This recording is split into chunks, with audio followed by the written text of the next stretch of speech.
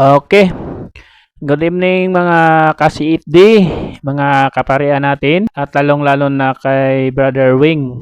Na ang sabi niya sa kanyang video, Ipakaon na ba ang dugo mga igsoon? Yes, ipakaon na mga igsoon. Klaro og dayag ang Biblia mga igsoon nga nag-ingon Levitico 10:18. Matod pa ni Moises mga igsoon dito sa anak ni Aaron nga si Itamar ug si Eleazar mga igsoon. Inyo untang gikaon ang dugo kay wa man nyo gihalag sa laran. Inyo unta kining gikaon mga igsoon. Klaro og dayag nga mismo si Moises iyag yung gihatag ang pagtulunan nga inyo untang gikaon ang dugo kay wa man ninyo gihalad sa laran. Maunang dugo nga maayo mga igsoon nga gihalad sa Dios, apan ang dugo nga wa gihalad sa Dios nga tinuod dito noon sa mga demonyo maunay gibawal mga igsoon. Pero kung maayo ang tumong sa paghalad sa maong dugo para sa Dios, kauna kay mao kanang giingon ni propeta Moises mga igsoon. Amen. ang sabi dito sa Tagalog, no, sa Tagalog tayo mga kapatid para maintindihan ang lahat, no, sa buong Pilipinas. Kasi ang sabi ni Brother Wing, alanano na ang dugo daw, no, sa hayop ipapakain na.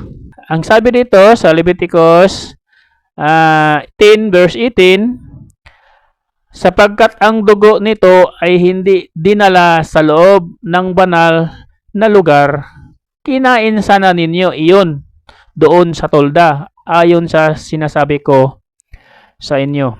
Misinterpret verse na to. Nagturo Brother Wing sa'yo. Ibig sabihin na pag may mababasa ka, ayun na yun. No, intindihin po natin ang sinasabi.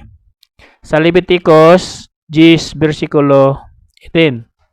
Ang verse 18 mga kapatid, hindi dugo ang tinutukoy dito na ipapakain sa Diyos, kundi nasa verse 16 and verse 17 na si Moses nagutos na ang kambing ihandog para sa paglilinis. At dahil nasunog, at ang sabi niya sa 17, bakit hindi niyo kinakain na handog sa paglilinis sa banal na lugar? Ang ipakain pala mga kapatid ay ang kambing nasa banal na lugar. Dahil sa verse 18, ang dugo hindi nila dinadala sa banal na lugar. Doon naiwan sa outer court, iniwan nila. Ang sinabihan ni Moses na ipapakain ang laman, no, ang kambing na ihandog nila. Iyon ang ipapakain, sabi ni Moses, hindi dugo. So, ang dugo pala mga kapatid, no, Brother Wings, interpret mo lang yung Leviticus 10 versikulo 18. Huwag niyong dayain yung mga taong gustong ng katotohanan. Naghanap ng katotohanan, huwag niyong pigilan. Ang dugo talaga, hindi talaga ipapakain. Tingnan mo, Brother Wing, no? Dito muna tayo sa verse 12, no? Leviticus 10, verse 12. Sinabi ni Moses kay Aaron sa dalawang anak niyang natitira na sina Eleazar at si Itamar. Ang sabi ni Moses, kunin ninyo ang natirang handog sa pamagitan ng apoy para sa Panginoon. Lutuin ninyo iyon nang walang pampaalsa at kainin niyo malapit sa altar dahil napakabanal iyon. Okay, ang punto dito mga kapatid o Brother Wing, si Moses doon sa wilderness, meron siyang tabernacle o templo o sanctuary. Ang sanctuary, Brother Wing, nati sa dalawa, holy place and most holy place. Banal na lugar at pinakabanal na lugar. So, ang sanctuary, bago ka pumasok, may mga bagay doon na importante. Pinakabanal na lugar o sa most holy place sa sanctuaryo, Brother Wing, ang pare makapasok doon once a year. Isang bisis sa isang taon makapasok.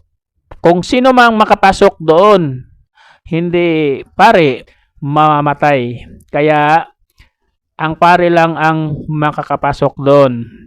So, hindi nila to maintindihan, mga kapatid, Sunday Keepers, hindi nila to maintindihan ang sanctuary ni Moses, lalo na sa sanctuary, sa heavenly sanctuary, lalo na sa Daniel 8:14 na subject. Kasi kung naintindihan nila to yung sanctuary, wala nang pare ngayon sa ating panahon. Si Kristo na ang pinaka-pare.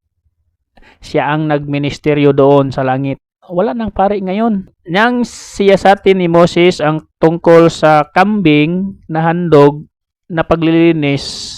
Kambing pala to mga kapatid, no? Niluluto nila ni Eleazar at Itamar. Kaya nagalit siya kina Eleazar at Itamar at sinabihan. May sinasabi si Moses, bakit hindi nyo kinakain handog sa paglilinis sa banal na lugar? Bago kasi patayin ang handog o ang kambing, mga kapatid, pinapatay na doon sa outer court. Hindi banal na lugar, outer court. So, ang dugo, naiwan. Ang kambing nasusunog, naialay nila sana. Kasi pag nasusunog, mga kapatid, tapos banal, dapat kainin. No? Yun ang utos nila. Kakainin na lang kasi banal. Diba? Sa 18, mga kapatid, dito na sinasabi ni Brother Wing,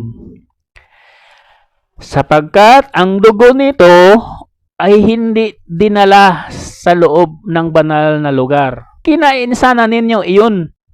O parang dugo ang tokoy, mga kapatid, no? Ang pinapakain ay yung kambing na nasusunog. Bawal nga ipapakain ang dugo. Hindi dugo ang tinutukoy na ipapakain doon, Brother Wing.